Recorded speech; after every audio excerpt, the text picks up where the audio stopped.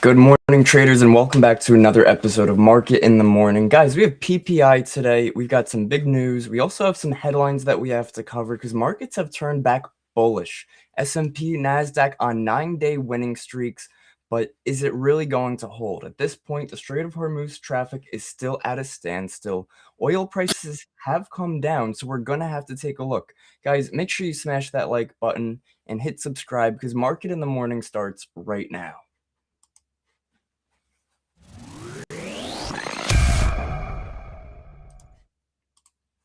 Yo, Nalab, good morning, bro. Happy How's it Tuesday. going, man?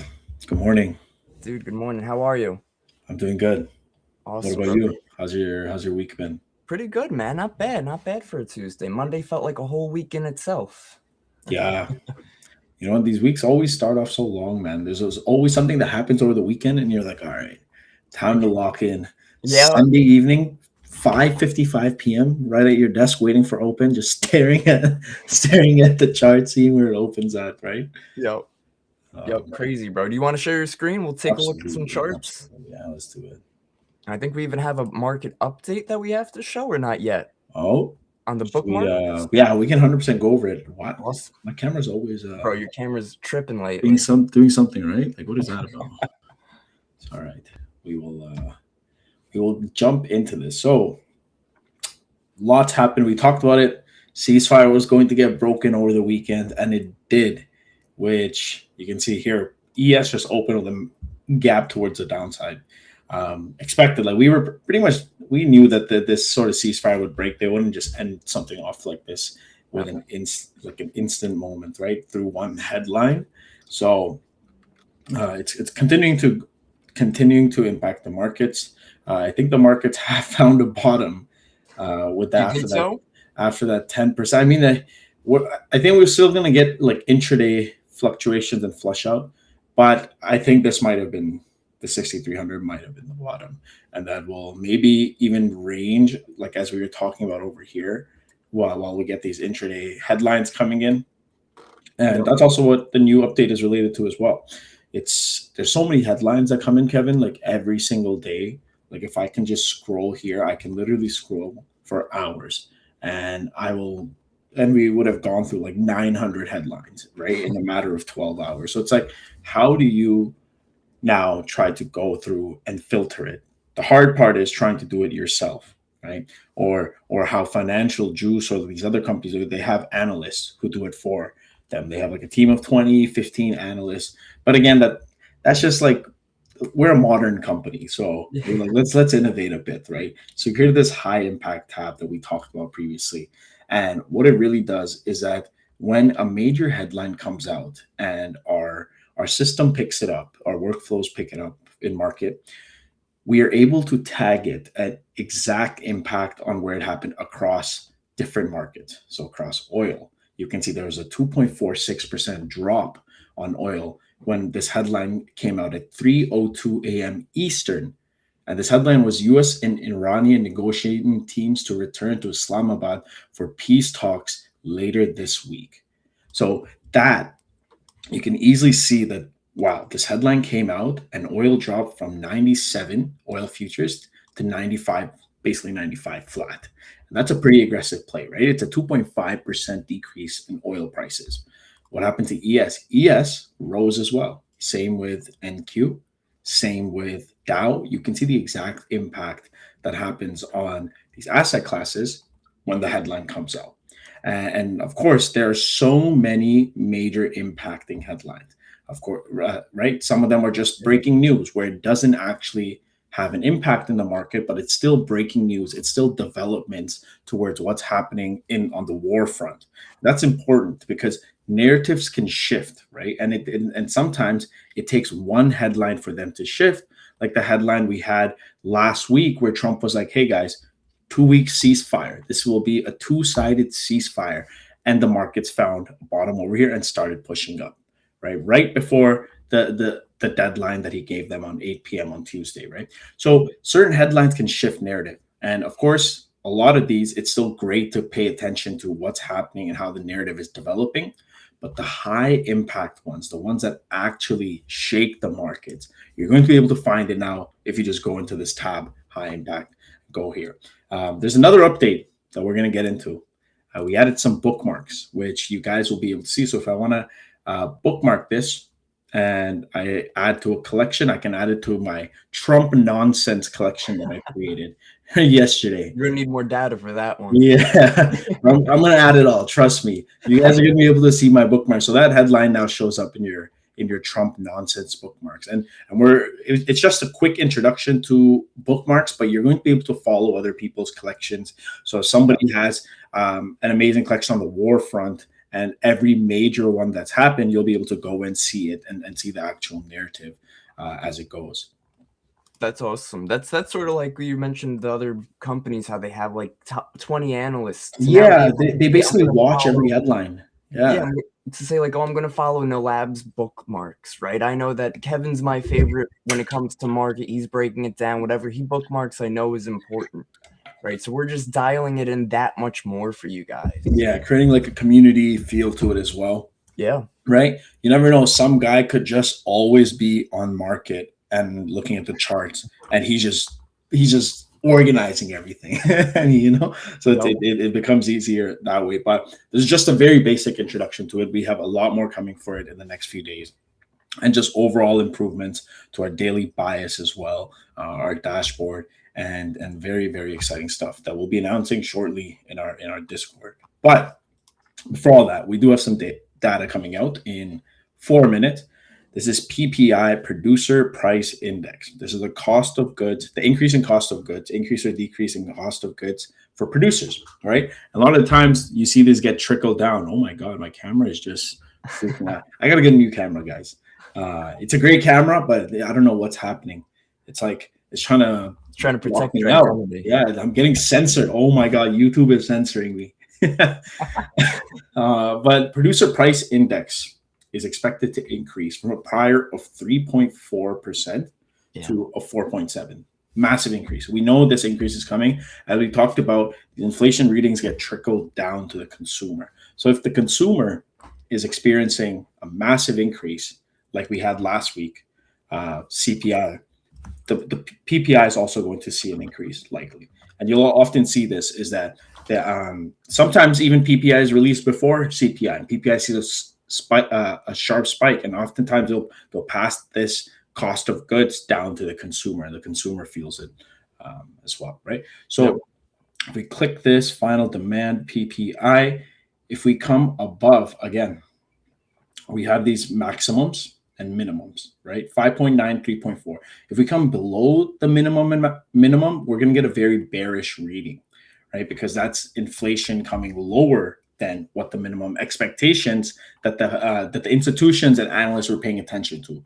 If we come above the maximum, you have 5.9, you'd get a very bullish dollar, because that would mean inflation is soaring.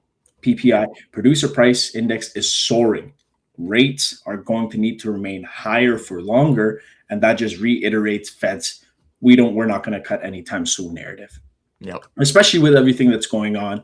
You see oil sitting still in the 90s, right? And we talked about is that we were going to get these flush outs, right? You can see one headline caused the headline of ceasefire dying out. We went from 95 at market close and we opened at 105. Insane increase, over 10% increase on oil futures at market open. Since then, the move has been corrected. But you can see that oil doesn't stay above these highs or this price point for long.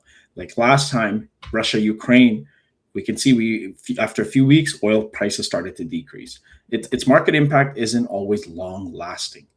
That's right. And that's Oil. something, and here's another example of it right here, was that we had the escalation, ceasefire breaking. But it's going to be a game of going back and forth. And that's exactly what it is. If I now open up this, you can see the negotiation team return to Islamabad for peace talks later this week. They were just talking about how there's going to be no peace, there's no ceasefire. And now all of a sudden we have that. So we'll let this data come out. Again, what we're going to do is we're going to pay attention to the data. We're going to understand it, open up the playbook, and then look at market impact. All right. Right now, especially with the tensions being the main source of volume and volatility, these data reports aren't holding as much impact. So we can see PPI came in at 3.8 for core PPI. Below minimum. Yeah. So that's core PPI, below the minimum. For headline PPI, which is with energy and food prices, year over year reading came out at 4%. So, which is below the forecast, heavily below the forecast, Yeah. 0.7%, still above the prior, within the maximum. This to me is not going to. It's a bit of a mixed Yeah. reaction on there in terms of expectations. We'll open up dollar. It's definitely a bit lower than expected, Yeah, inflation it's lower wise, than which is a good expected. thing. Yeah, which is a good thing. And then you're looking at this scenario with four, you get a bearish dollar in this case, just because it's lower than expectations of 4.7, right? It's still higher, but it's lower than the market was expecting. So they take it as optimism, right? As Kevin Right. mentioned. And in this scenario, since we're below the 4.6 and we're near the four, you get a bearish dollar. So we'll see dollar and how it plays out, and if we continue to get a break below these lows and continue down. But give or take a pullback, right? You could pull back into this area at 98.2 and then see a sell-off. It's market just moves in waves, and that's where you need to focus on, like not getting caught up in the low fluctuations or acting emotionally when you're looking for an entry. Kevin, do you have any thoughts on? Yeah, no, I mean, definitely be keeping an eye for possible longs if it does have that more bearish reaction on gold. But like you said, it's a mixed reaction because, yes, it's lower than forecast, but it's still higher than prior. Yeah. So we have to really take it for both sides. It's great that it's lower than forecast, but it's not great that we're still seeing higher inflation numbers. Yes, exactly. We'll open up ES as well. Did you want to share your chart for ES? Let's do it. All right, so we want to do some levels. We want to do some fundamentals. Let's do it all. Awesome, You bro. can talk us through it. So definitely, the first thing I always want to point out is always those key psychological points, right? And that's going to be our 10% correction level on the S&P, which happens to be at 63.88 on S&P futures, and that's exactly where we reversed from. It was almost like they timed the bottom on this. Trump was like, listen, when it hits that 10%, ceasefires in action, we're done. We're going to go to all-time highs. It's going to be so much optimism. And that's what I really want to touch on, the optimism. Look at the momentum we've had to the upside lately. This is not something that you want to jump in a short because you think you're more right than everybody else. You want to follow that trend and you want to follow the headlines guiding that trend. If that ceasefire is still going, we know that there was a little bit of a disconnect on the ceasefire, but it does seem like things are still rolling. And it also, like we mentioned a few episodes ago of Market in the Morning, we want to watch oil too. Oil is moving lower. We see crude oil's back below $100. Oil is not an asset that you're going to buy and hold and it's going to gain value over time. It's something sort of like the VIX that would much rather stay within a more confined $50 to $70 range. Yeah. So with that being said, we can't really last and we shouldn't last too long up here on something like oil. Does that mean you should short this, maybe buy some long leaps put options on USO? Possibly, not financial advice, but there is a good chance that we do pull back towards that $80 range. And this also is going to help give us some confidence. If we could see oil, at least crude oil, break back below 95, I'd really want to see that help prompt the S&P back to the upside. This optimism, look how close we are to all-time highs now, guys. Yeah, Less we're than inching 2% right. away. Yeah.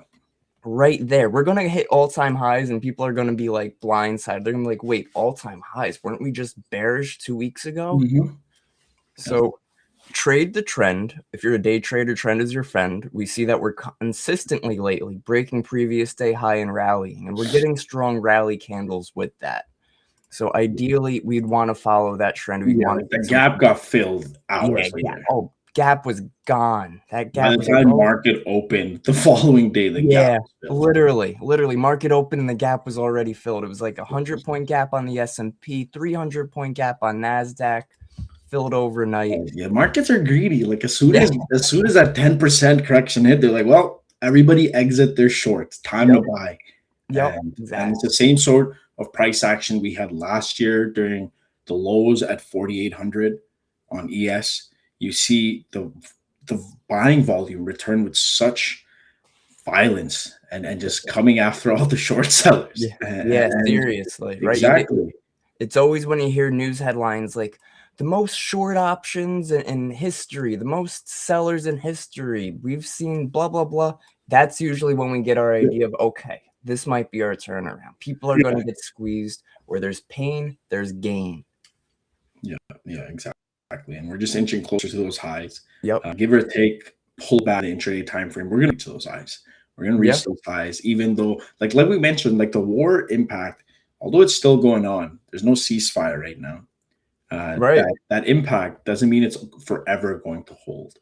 Like you had a Yeah. 10% correction, even on oil, like oil being at 120s, you got that play towards the upside, and then now, even though there were escalations, that move got faded out. Right? Yeah. There needs to be newer things happening versus already things that are priced in. Right? Exactly. Exactly. We got to see some type of one more headline to help boost that optimism. Right now, markets are optimistic that Yeah. things are starting to end. We see oil prices moving lower. Yeah. Um, Right here as well. U.S. Iran yeah, peace talks resuming. Right? yep, Negotiation returns to Islamabad this week, raises de-escalation probability, easing supply shock. That's the exact headline we talked about right here. Right? U.S. and Iranian negotiation teams to return to Islamabad for peace talks later this week. So you can see the impact that it had on oil. Market picked it up, related it to the bias that's supporting its bearish price action on intraday time frame. Despite it being more bullish on higher time frame, we're still bearish due to negotiations resuming, right? China urges Hormuz to remain open. So all these things are adding towards the bearish pressure. But what could flip it bullish if we had more escalation? So geopolitical tensions elevated. Iran Strait of Hormuz threats and U.S. enforcement drive supply disruption fears. And then here you have some headlines that recently came in talking about potential changes, like elevations in conflict, right? Failed U.S. Iran peace talks. Here it is. China Foreign Ministry on Iran war talks. Situation at critical juncture. Like you can see these headlines being related to these bias points, which helps you further show whether it's wide shifting in a certain way, or why it's remaining the same.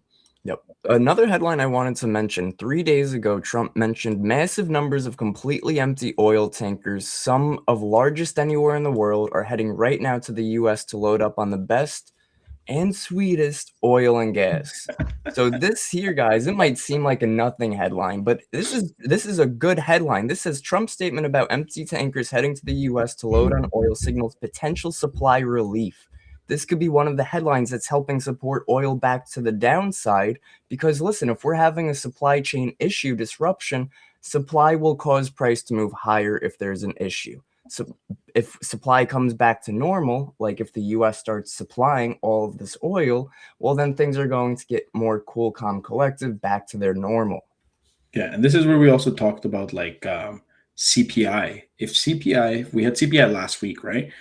And it's not going to remain elevated forever. Like Nope. it's once this comes out, the oil prices come down, go to like not 80s, below like those area price points. You're going to see the energy increase get priced out of the basket of goods, right? Like that's why we saw a massive increase on the headline CPI, because it includes energy prices, it includes food prices, and those are heavily they're very volatile. Like those prices change, but they're staples. Like they're staples. People still need energy. People still need food, right? So when these prices increase, consumers are regardless going to buy them, right? But they impact the market because it's slight increases, but they are due to come down anyways. Yep. Yep. Absolutely. We'll see, guys. What do you guys think? Guys, let us know in the comments. Are you bullish or bearish on these current market conditions? In the lab, do you want to cover some gold? We'll give some people some direction and levels on gold to keep an eye on. Yeah. Like we talked about, gold has done nothing since last week. Like absolutely nothing. It's been a test of patience, unless like you like all the gaps in the markets got faded out, Yeah. right? Like markets are now just being okay. We know the ceasefire has been broken like 3 times now. This is the first time they've broken this, right? They're reworking negotiation. What's to come? It's just constant back and forth. And so if you just understand what is the main impacting ones, like uh, in this case, resume these talks being resumed, you can see that's going to have more of a positive impact on gold. It's going to release that tensions, and you're going to see more inflows on gold. So for now, gold is just holding on to this structure that that it's been holding on to, right? This Yeah. bullish structure from these lows, stock market bottomed out, gold bottomed out. So you can see like if even if we were to come down to this area, that it's gold is still bullish. Gold is still bullish as long as we don't get a change in intentions. And a good instance indication of that would be to again pay attention to oil. And since oil is the main frame in this situation, in the geopolitical situation, if oil prices continue to increase and we're back above these highs over here, then you know that there's new escalations on the front that are in focus, right? If oil prices now start to break below these lows over here and start inching their way down to 84 lows from end of March, then you know, okay, there's easing in the geopolitical tensions and oil prices are continue to drop. So when you're able to understand what is happening and what is can continue this bias, then it's way easier than waiting for a headline to come out because you're already positioned. Like imagine you saw oil prices up here at open and you know you're like, hey, oil can't really stay that high for that long. There's always going to be something that even at like the Fed, Kevin, the Fed goes back and forth all the Yeah. time. It's called a balancing act game because you need to keep the markets under wrap, right? You can't just keep letting it run. And we know words are the best ways to change a single narrative. Like oil being up here at these highs, Trump comes out says, "Guys, two-sided ceasefire," and we get a flush out. You don't think that's engineered to the maximum ability, or the fact that if we look at ES right now, we look at ES a day and a half before Trump announced, guys, ceasefire. Yeah. Market had already bottomed. The market bottomed. And that's the institutions knowing, hey, we're not going to continue down for longer on stock market. We know our president's going to come out, say some optimism, and then take full credit for the situation. Be like, hey guys, told you we're at highs. We're back at highs. Best stock market in the world. You know? Yep. So same with that thing when you're trying to determine a directional bias during the situation, and you can see that gold is bullish on the intraday, but I would also pay attention to oil in order to support that bias of what's happening on the escalation or de-escalation front. Again, if oil continues to go down, markets are de-escalating risk. You're seeing more of a risk-on environment. You're going to see inflows into gold. You'll see inflows into S&P, right? U.S. equities will continue to go higher. Will continue to head back towards these all-time highs at 7,000, and you'll see oil continue to drop. So it all depends. Your directional bias currently depends on how oil performs and what happens on that front and how it impacts oil. Yep. Yeah, it's going to be big. And guys, something else to note is the VIX. The VIX closed below 20. It had its first weekly close below 20 for the first time since February. So we've been extremely extended and elevated on the VIX. It shows us volatility and uncertainty in the markets. Now that we're back within that 22 and lower, $20 and lower, this shows us more of a calming and more confident market, right? VIX is known to be range bound between 12 and 20. When we're above 20, we know that there's uncertainty. Right now, the VIX and oil, those are our two big keys to say, is there optimism or is there uncertainty? And right now, both of them are leaning towards optimism. Optimism. Yeah. Yep. So we'll see. I'm definitely leaning a bit more bullish on the day myself. On the S&P 500, definitely more of a buy the dip opportunity kind of day. Yeah, 100% agree with you. Yeah. It's for especially for intraday plays. If you get a headline that is escalating fear, but you know it's nothing new and the markets react to it, like there's a quick shakeout on ES, I would look to take buys in the lower time frame once that bottoms out. That's a great opportunity to take buys. We're in the point where institutions have piled on risk from these lows. And if you see, let's say, even a move down towards 6,800, right? Yeah. 6,803 or 60, 67, 60s, like I would look to take a buy here. Or that'd be pretty deep right now. Yeah, that's pretty deep, exactly. But even if we were getting some shakeouts to like 6,900, 6,850s, like these are still great buying opportunities wherever you have your point price of interest. Absolutely. Absolutely. Guys, we're just continuously, we're in a strong uptrend. We're making higher highs, higher lows. On a more short-term basis, I'd love that market level, that the MRKT level we have, the pullback Mhm. area, Yeah, 6,900. yeah, I get that. Beautiful zone right there. Bit of an impulse move was created yesterday within that area, possibly a volume imbalance. We put our volume profile up there, low volume right there. This is a great area for markets to react to. We got to remember, we want to be buying the lows when we're in a bull trend. So we don't want to buy a breakout up here just Yeah, for markets to pull back on us. We want to position ourselves for the best buying opportunity. yeah. Thoughts on silver? We got you. You want to cover a little silver? I'll let you. You want to? Sure. You want me to do it? I got Yeah, you. yeah. Go for it. I don't pay attention. I don't look at silver too often, so Not a big. I'll You're let not a you. silver surfer. I'm not a silver surfer. No. Let me clean up my chart. My chart's a mess here on silver. It's been a little while. Silverman really grabbed a lot of attention when it was making that rally above 100 back over here. People were so late to the party. They were jumping in at 95, 116 just for it to have a massive 40% drop. That is insane. 40% drop in a matter of 2 to 3 days.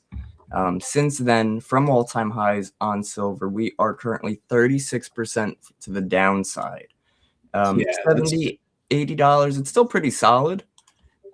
We can take a look at silver on our fundamentals as well. You know, silver is something that's going to continue to gain value as well as gold. These are things that even big companies, big corporations use things like silver. Iran war disruption, Hormuz flows, geopolitical tensions elevated, US PPI softer than expected, real yields declining. Just a few things that are supporting silver to the upside at the moment. Pullback level, I love this area that market pointed out, the 77 zone. If we look left here on our intriguing. Yeah, market chart, you see that? Clean, bro. yeah, yeah. Real clean. 77 target, 78.50. Yeah, Just like gold, though, would definitely be, yeah, really giving us a whole lot of nothing, right? These small moves intraday, they move up, they fail, they move lower, we fail. So I would definitely be very careful if you're looking to go long while we're breaking this recent pivot at 77.64. I'll break it down to an hourly and a bit of the same situation where we're trying to make these higher highs, making some higher lows. So that confirms our bull trend, but that does not mean we want to go long up here. We'd still want to pull back, see if we want to confirm and hold this low, and we'll take some longs over there around that 74 area. Looks great on silver, even 75. So 75 pullback area. We have 77 on market. 78.50 is another good target. See, 77 is pretty good because look at our intraday. Intraday, 77 worked as resistance back on Thursday. Same again on Friday. Worked as a pretty yeah. good target overnight. And then as soon as we broke it, we started to hold it. So intraday, the short term, we're looking for 77 to start to hold. If it does break below 77, we got to make sure that we hold above 72.54. This is like our final straw in silver. If it does break back below this zone, consider it more of a range-bound asset right now. But right at this point, it's still making higher highs on this more smaller time frame, this hourly. So I'd be looking for longs, be buying that dip. And of course, use tools to help confirm that, right? Use tools like market, whatever it is you got to use to confirm your entries and trades. Absolutely.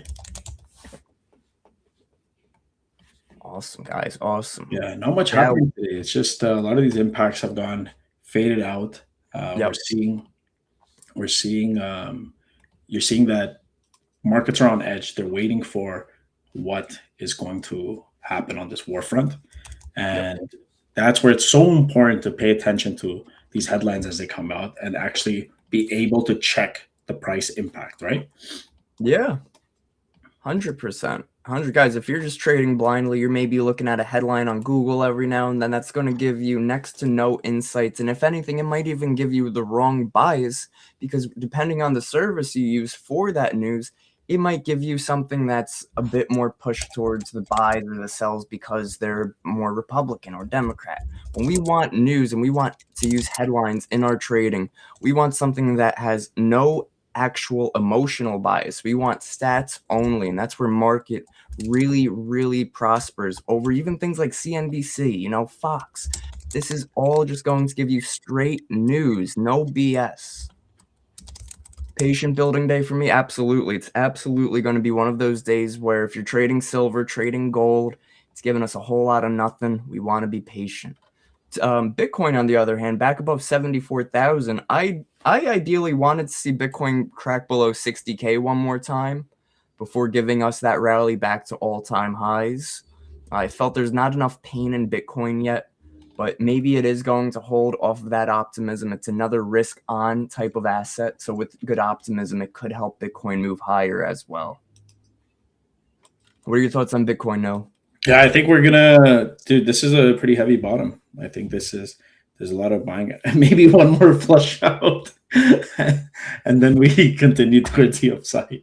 That's what I was thinking, bro. Just one more smack in the face for all the people been buying the past since February. Stop those people out. And same deal, we haven't been to 60,000 since October of 2024.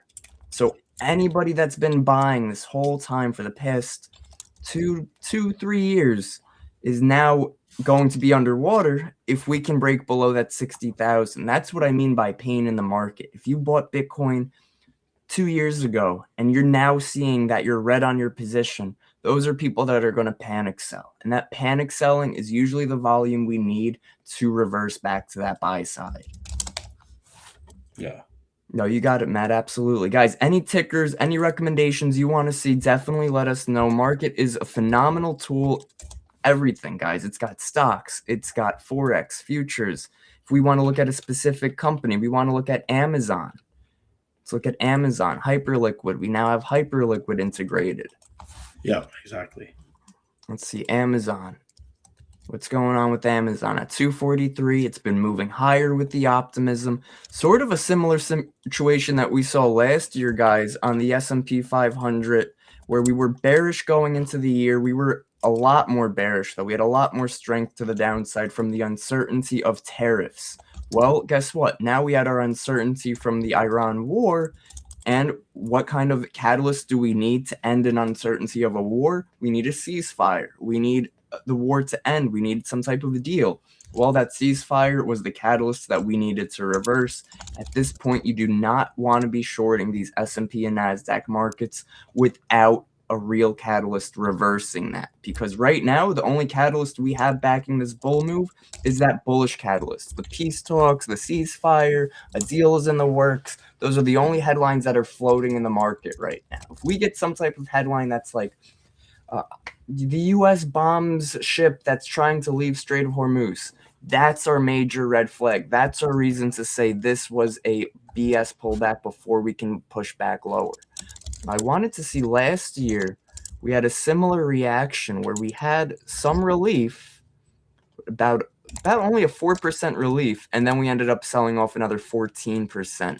But the relief we've had right now, it didn't stop at 4%. We're looking at an 8% gain from those lows. Very strong there. No, you got anything on that? No, I think you're covering basically everything that I had in mind here. Awesome, bro. Nawab's just here to make sure I don't go out of line. Yeah, I'm his handler. Yeah. I'm making sure he doesn't say anything he's not supposed to. That's why I'm here. I control Kevin. That's he's just here so he won't get fined. I give him a script and I make sure he sticks to it. While I was gone, I heard there was a bit of off scripting happening. No, I'm just kidding. That's great. Yo, I'm excited, man, to see how these bookmarks play out. That's going to be real cool. It's going to be really cool. It's going to be really helpful, throughout the week, guys. If you see headlines that are impacting markets, bookmark them, right? So that later in the week, you could go to your bookmark tab and give yourself a quick review. It's important to review your trades, but it's also important to review the current market conditions. That's what's really going to help you understand and know going forward how you should be positioning yourself. Any current discounts? Yeah, I mean, I know discount Kev gets you 10% off a month. I don't know, Nalab, we got any other special discounts going? No, not that. I would just use that one, honestly. All right, yeah, that's the best one available. All right, Kevin, I got to hop off into another meeting, Yes, but sir. honestly, it's a good episode. Not much going on, and but we still covered a great. Yeah, no, we got PPI. We covered some key levels, gave you guys some fundamentals, a strong bias for the day. Be careful, trade properly, and manage your risk right, guys. Yeah. Nawab, thank you for being here today. Guys, that was our episode of Market in the Morning. Make sure you hit that like and subscribe button, and we will see you guys again on Thursday. Thursday, I'm going to have Gvon, so it's going to be a great episode.